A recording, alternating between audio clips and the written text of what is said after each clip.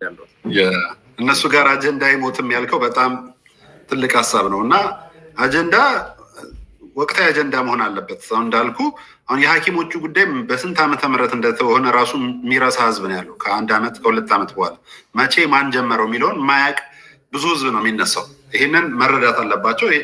እንዲረዱ ኤክስፔክት አላደረግም። አክቹዋሊ ምንም ነገር እነሱ ጋር አመፅን እስካስነሳ ድረስ የአመፅ አባት የሆኑ ሰዎች ናቸው ከዚህ ጀርባ ያሉት እና እኔ እንደውም ቢሆን እሺ ቢሳካላቸው ብዬ ሳስብ ደግሞ ወይም ይሄን ቢያደርጉ ሊሳካ ይችላል ብዬ የማስባቸው ቢሆን ትንተና ስናደርግ የመጀመሪያው ቢሆን እንኳን በእናቶ ልደቱና በአቶ ጀዋር መሪነት አይሆንም።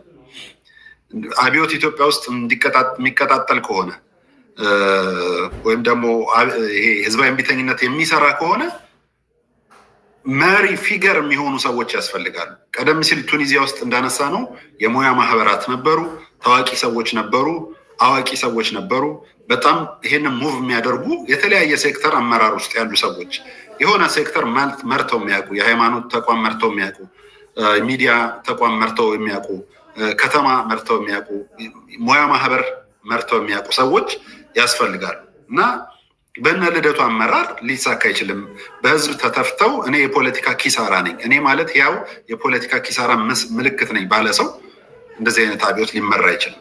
ሁለተኛው በቅርብ ቀን ግን አቶ ልደቱ ይሄ ጥያቄ ተጠይቆ ምን አለ መሰለ፣ የኢትዮጵያ ህዝብ እኔን ያላመነ ታዲያ ማንን ሊያምን ይችላል? ከኔ በላይ ሊያምነው የሚችለው ሰው ይኖራል ወይ ብሎ መልስ ሰጥቷል። በነገራችን ላይ አይደል ነው ከኪሳራው ወጥቶ ይሁን አላውቅም፣ ቀጥታ ቃል በቃል ነው የምነግርህ። የሚታመን ሰው ይኖራል ወይ በዚህ ሲባል ከኔ በላይ የኢትዮጵያ ህዝብ የሚያምነው ሰው አለ ወይ አይነት ነገር ነው ያነሳው። ቃል በቃል ላይሆን ይችላል፣ ግን ይዘቱ ይሄ ነው። ባላንስ ያደርግ ብዬ ነው። እንደውም እኮ ያለመታመን ማሳያ እኮ ነው ልደቱ። ማንን ታምናለህ አሁን በፖለቲካ ፓርቲ ውስጥ ብለህ እርስ በርስ ራሱን ጥርጣሬ እንዲኖርብህ ታሪክ አለን፣ ታሪካዊ ምስክር አለን። ልደቱ የሚባል ተንሸራታች ስልክ በልደቱ ስም አቋሙ የሚንሸራተት ሰው ነው። ዛሬ ከኛ ጋር ቁጭ ብሎ ይሄን ወስኖ ወጥቶ ደግሞ ቅንጅቱን ያሳጣል፣ መረጃ ለነበረከት ስምኦን ያደርሳል ተብሎ የሚታሰብ ሰው የነበረን ሰው ራሱን በአደባባይ ወጥቶ እኔ የፖለቲካ ኪሳራ ነኝ፣ የከሰርኩ ሰው ነኝ በፖለቲካ ብሎ የሚያምን ሰው ሊመራው አይችልም። አቶ ጀዋርም እንደዚሁ። አቶ ጀዋር ደግሞ ጽንፈኛ ናቸው እንደምታውቀው። የመሯቸው ተቋማት እንዳለ በሜንጫ ሰውን ማለት ነው ብለው የሚያስቡ ናቸው። ብሔርን በብሔር ላይ የሚያነሳሱ፣ ሃይማኖትን በሃይማኖት ላይ በህብረተሰብ ላይ የሚያነሳሱ ሰው ናቸው።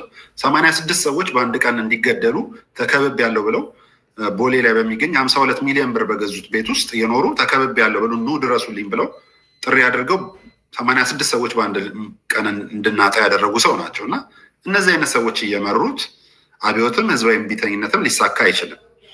ሁለተኛው ከርቀት አይሆንም። ኤርሚያስ እንደዚህ አይነት ጉዳይ እዛው ትግሉን እየመራ በህዝብ መካከል ሆነ ነው እንጂ ከርቀት አይሆንም። ከርቀት የሚሆኑ ነገሮች አሉ። ትምህርት ለምሳሌ ይሆናል፣ ከርቀት መማር ይቻላል በኦንላይን በዲስታንስ እንጂ አብዮት ከርቀት አይሆንም። እዛው ህዝቡ መካከል እየተጋፈጥክ ነው መስራት ያለብህ። እነሱ ከርቀት ሆነው ነው የሚመሩት። ዊክ ሊንክ ነው ያላቸው። ከተማ ውስጥ ምን እየሆነ ነው ዛሬ የሚለውን ሀሳብ የሚነግራቸው ሴኪሪቲ አፓራተስም የመንግስት መዋቅርም ምንም ውስጥ የሉበትም።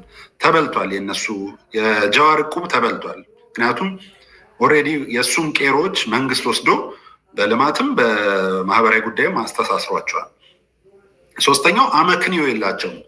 ለውጥ ይምጣ ብለህ ስታስብ አመክንዮ ራሽናል ቢሃይንድ ያስፈልጋል። ዋት ኢዝ ዘ ራሽናል ቢሃይንድ? አሁን መንግስትን በኃይል ወይም በአመፅ እንለውጠው ብለህ ስታስብ ራሽናል ያስፈልጋል። ራሽናል አላቸው ሊባል ይችላል። ለምሳሌ የአማራ ተወላጆች በወለጋ ተጨፍጭፈዋል። ታዋቂ ሰዎች ሃጫሉ ሁንዴሳን ጨምሮ ብዙዎች ተገድለዋል። እነዚህ ናቸው አመክንዮዋችን ብለው ሊያነሱ ይችላሉ። ኖ ይሄማ በፍትህ ስርዓቱ ሊዳኝልን ይችላል፣ ያለፈ ክስ ነው። እንደውም ይሄንን ጨምሮ ብዙ የፍትህ ጥሰቶቻችን በትራንዚሽናል ጀስቲስ በሀገራዊ ምክክር ሊለወጥ ይችላል ብሎ የሚያምን ብዙ ሚሊዮን ባለበት የነሱ ይሄ ውሃ የማይቋጥር ወይም ደግሞ የጥቂቶችን ብቻ ሴንሴሽናል አጀንዳ ሊያራግብ የሚችል አቋም ነው እና አመክንዮአቸው ሁሉንም ሊያስማማ አይችልም።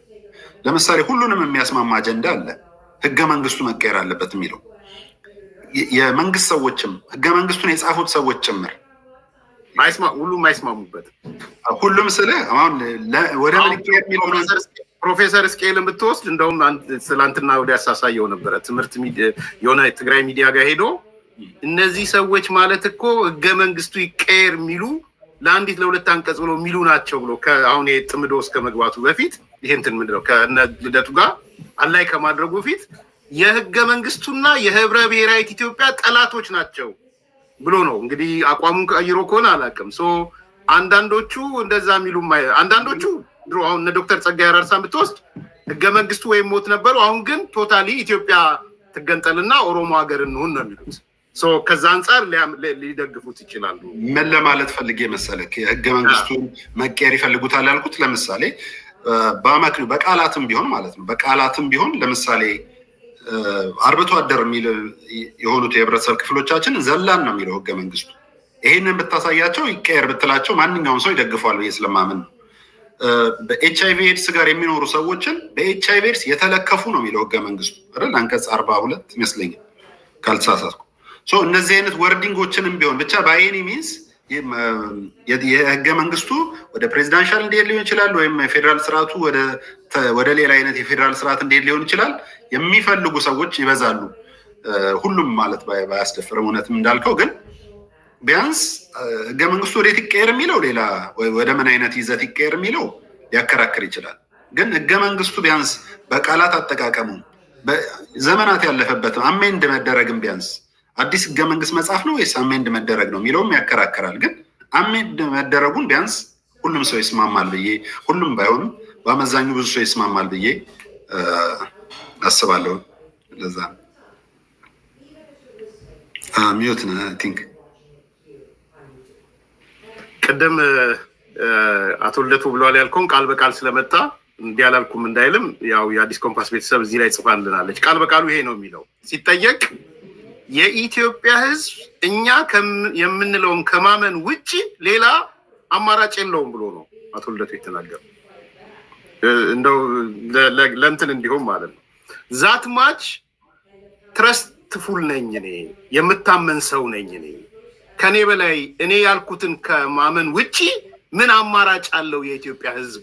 የኢትዮጵያ ህዝብ ነው የሚለው ባይዘው እኔ በጣም ደግጬ ነበር የሰማሁት። ማለት በዚህ መጠን ነው ወይ የሚያስበው አቶ ልደቱ የሚለው እኔን ከማመን ውጪ ሌላ ምን አማራጭ አለው የኢትዮጵያ ህዝብ ካለ እኮ በጣም ከባድ ነው እውነት ለመናገር። በዛ ደረጃ ነው ያለው። አንድ እሱ ነው። ሁለተኛ እቺ 45 ቀናትን ወደ ማጠቃለልም እየሄድን ስለሆነ የ45 ቀናቷን ኢሹ እናንሳ። አጭር ነገር ጊዜ ስጠኝና እኔ ቻሌንጅ ማድረግ የምፈልገው ነገር አለ፣ አስተያየት ትሰጣለህ። ብዙ ሰዎች እየጠየቁኝ ነው የአቶ ልደቱ 45 ቀን ቀጠሮ መቼ ነው የሚል ጥያቄ ይነሳል። እንግዲህ ሰሞኑን ብዙ ሰው እንደሚያውቀው ያዘጋጀው ሰነድ አለ፣ የሆነ ዶክመንቶች አዘጋጅተዋል፣ 10-11 ነጥቦች ምናምን በ45 ቀን ውስጥ አገዛዙ የሚገረሰስበት የሚንበረከክበት የሚል ነው ሰነዱ። በሱ በደጋፊ ሚዲያዎቹም በምኖቹም በከፍተኛ ሁኔታ እየተስተጋባ ነው ያለው እና እኔም የደረሱኝ ጥያቄዎች የአቶ ልደቱ 45 ቀን መቼ ይጀምራል፣ ስንት ማለት ነው የሚል ስለተነሳ እኔ ቻሌንጁን በዚሁ ላንሳ። ለእኔ የአቶ ልደቱ 45 ቀን ማለት ቆርጣችሁም ላኩለት ከፈለጋችሁ የአቶ ልደቱ 45 ቀን በሁለት ነው የምከፍለው ይመስገን። ሴንተር ላይ 45ኛ ቀን የምትለውን አስቀምጥና መሀል ላይ ከላይ የሆኑ ቀኖች ይኖሩኛል፣ ከታች የሆኑ ቀኖች ይኖሩኛል። ዴፊኒሽኑ ይሄ ዴፊኒሽን ልክ አይደለም ካለ ቻሌንጅ ያርግ በሚዲያ በሱ ሰዎች ጋር ሄዱ ማለት ነው። ሴንተሩ መሀሉ 45 ቀን ነው ለኔ የአቶ ልደቱ 45 ቀን። ከዛ በኋላ ከላይ 45 ቀን ማለት 15 ቀንም ሊሆን ይችላል። ስለዚህ አንዳንዴ 45 ቀን ኢኳልስ ቱ 15 ቀንም ይሆናል። 45 ቀን ማለት 25 ቀንም ሊሆን ይችላል። 45 ቀን ማለት 35 ቀንም ሊሆን ይችላል። 15 ቀንም 25 ቀንም 35 ቀንም አለው ከላይ ማለት ነው። መስመሯ ማናት? ዋነኛ መስመሯ 45 ዴይ ነች ብቻዋል። ከታች ደግሞ 45 ቀን ማለት ለአቶ ልደቱ 450 ቀንም ሊሆን ይችላል። አንዱ 45 ቀን በ450 ቀን ማቹር የሚያደርግ ሊሆን ይችላል ማለት ነው። 45 ቀን ማለት 45 ወርም ሊሆን ይችላል ለአቶ ልደቱ። ዛሬ 45 ቀን ሲላችሁ which equals to ማቹር የሚያደርገው የዛሬ 45 ወርም ሊሆን ይችላል። 45 ቀን ማለት 45 ዓመትም ሊሆን ይችላል የአቶ ልደቱ። ስለዚህ on the center of the line 45 ቀናት አሉ። ከዛ የሆነች ነገር ተፈጥሮ በ15 ቀን የሆነ ታምራት ቢፈጠር ይሄው አላልኳችሁም? በእኔ ሰደመድ መሰረት በ15 ቀን ለውጥ መጣ ሊል ይችላል። ይሄው ባልኳችሁ መሰረት በ25 ቀን ለውጥ መጣ ሊል ይችላል።